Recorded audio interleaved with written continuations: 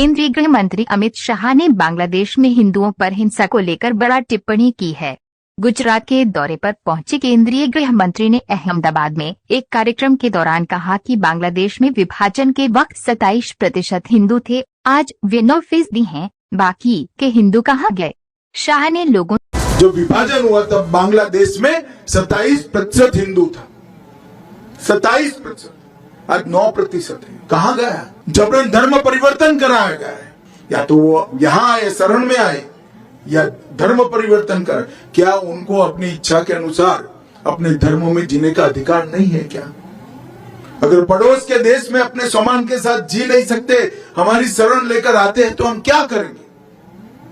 हम मूक दर्शक बनकर बैठ नहीं सकते। ये नरेंद्र मोदी सरकार है, आपको न्याय मिलेगा और जरूर।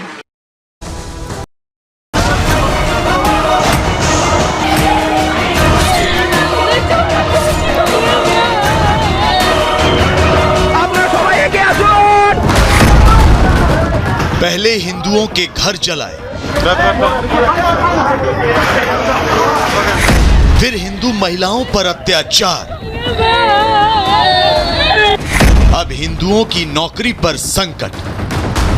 बांग्लादेश में शेख हसीना के तख्ता पलट के बाद एक बार जो हालात बिगड़े, वो 15 दिन बाद बद से बदतर होते चले जा रहे हैं। खास तौर से उन अल्पसंख्यकों के लिए जिनका सिर्फ एक ही अपराध है कि वो अल्पसंख्यक है। बांग्लादेश में शेख हसीना के विरोध के साथ शुरू हुआ प्रदर्शन कब हिंदुओं और उनकी धार्मिक आस्था के विरोध के आवरण में ढल गया, ये पता ही नहीं चला। और देखते ही देखते पूरे बांग्लादेश में हिंदुओं को चुन चुन कर निशाना बनाया जाने लगा। बांग्लादेश के कार्यकारी प्रधानमंत्री के उन दावों की भी पोल खुलने लगी जिसमें उन्होंने अल्पसंख्यकों की सुरक्षा की जिम्मेदारी ली थी। हालात ऐसे बिगड़े कि बांग्लादेश की राजधानी ढाका में भी कई मंदिरों और अल्पसंख्यकों के घरों पर हमले हुए, आगजनी और तोड़फोड़ की गई। बांग्लादेश में अल्पसंख्यकों के हालात में सुधार की बात भले उठ रही हो, लेकिन असलियत यह है कि हिंदुओं पर हो रहे अत्याचार के बीच अब कट्टरपंथियों की नजर उनकी सरकारी नौकरियों पर, जिसके तहत वहां के हिंदू समाज के कर्मचारियों से जबरन इस्तीफे लिए जा रहे हैं। इन घटनाओं ने अल्पसंख्यकों के माथे पर फिक्र की लकीरों को और गहरा कर दिया है। बांग्लादेश में हिंदुओं को जबरन नौकरी से निकालने की घटना का विरोध भारत में भी शुरू हो चुका है। अखिल भारत हिंदू महासभा के राष्ट्रीय अध्यक्ष स्वामी चक्रपाणी महाराज ने यूएनओ से मामले पर हस्तक्षेप की बात कही है। क्या हो रहा है हिंदुओं के साथ बांग्लादेश में? देखिए, वही हो रहा है जो पहले पाकिस्तान में हुआ। पाकिस्तान में आप देखिए कि जब बंटवारा हुआ तो एक बहुत भारी संख्या में वहाँ हिंदू थे, लेकिन जिस प्रकार से वहाँ पे हिंदुओं का दोहन हुआ, हिंदुओं की हत्या हुई, मंदिरों को तोड़ा गया, बहू बेटियों को वहाँ पे सरेआम उठा लिया गया, उनके साथ दोयम दर्जे का और हिंदुओं को वहाँ पे जीवन पाकिस्तान में नरक कर दिया गया। उसी प्रकार से बांग्लादेश में हो रहा है। यह भारत सरकार को भी ये समझने वाला विषय है, इसे हमें सख्ती से वहाँ पे संदेश देना होगा।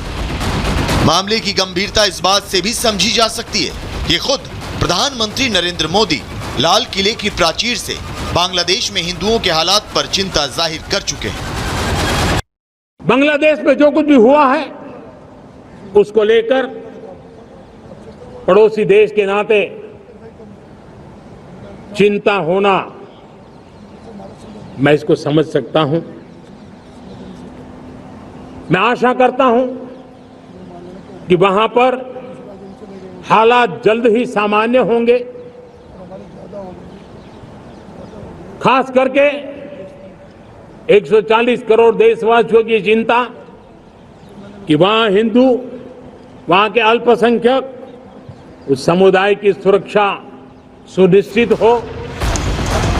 बांग्लादेश में हिंदू अल्पसंख्यक हैं। उनकी आबादी वहां 8% है, जिनकी आबादी करीब 1 करोड़ 31 लाख है। इसके बाद दूसरी आबादी बौद्ध धर्म को मानने वालों की है, जिनकी संख्या महज 10 लाख और ईसाई 5 लाख है। वहीं मुस्लिमों की आबादी करीब 15 करोड़ है। यही वजह है कि बांग्लादेश में अल्पसंख्यकों की ना तो कोई सुनवाई है और ना ही उनके सुरक्षा के मद्देनजर कोई ठोस कदम उठाए जा रहे हैं। लेकिन भारत और उसकी सरकार बांग्लादेश के हालात पर लगातार नजर बनाए हुए है। बीते दिनों एक कार्यक्रम में बोलते हुए गृह मंत्री अमित शाह बांग्लादेश में हिंदुओं की स्थिति पर चिंता जता चुके हैं। जो विभाजन की विभीषिका को झेले हैं और बाद में भी जो वहां रहे, आज हमें पूछते थे संसद में मुझे विपक्ष के मित्र, क्यों ये कानून, क्यों ऐसा? मैं आज उनको कहना चाहता हूं, अगर पड़ोस के देश में अपने सम्मान के साथ जी नहीं सकते, हमारी शरण लेकर आते हैं तो हम क्या करेंगे? हम मूक दर्शक बनकर बैठ नहीं सकते। ये नरेंद्र मोदी सरकार है, आपको न्याय मिलेगा और जरूर। बहरहाल अब पाकिस्तान, बांग्लादेश और अफगानिस्तान तीनों ही क्राइसिस जोन में बदल चुके हैं। अब तक बांग्लादेश इससे अछूता था, लेकिन अब इसने पड़ोसी मुल्कों में रह रहे हिंदू और बाकी अल्पसंख्यकों की सुरक्षा को लेकर चिंता बढ़ा दी है। संकट सिर्फ इतना ही नहीं जो दिख रहा है, समस्या से पूछा और बांग्लादेश में हिंदुओं पर हिंसा को एक साजिश कर दिया है। गृह मंत्री ने कहा कि मैं अपने मुस्लिम भाइयों और बहनों को ये स्पष्ट करना चाहता हूं कि सीएए नागरिकता देने के लिए है, न कि नागरिकता छीनने के लिए है। उन्होंने कहा कि किसी की भी नागरिकता नहीं जाएगी, क्योंकि सीएए हिंदू, बौद्ध, सिख, जैन शरणार्थियों को अधिकार देने के लिए है। कार्यक्रम में पड़ोसी देशों से धार्मिक प्रताड़ना के कारण भारत आए शरणार्थी जो दशकों से अन्याय का सामना कर रहे थे, उन्हें शरणार्थी भाइयों बहनों को सीएए के तहत नागरिकता प्रदान की गई। शाह ने कहा कि अब वे सम्मान के साथ अपना जीवन यापन कर पाएंगे। शाह ने रविवार को अहमदाबाद में 188 हिंदू शरणार्थियों को नागरिकता प्रमाण पत्र सौंपे।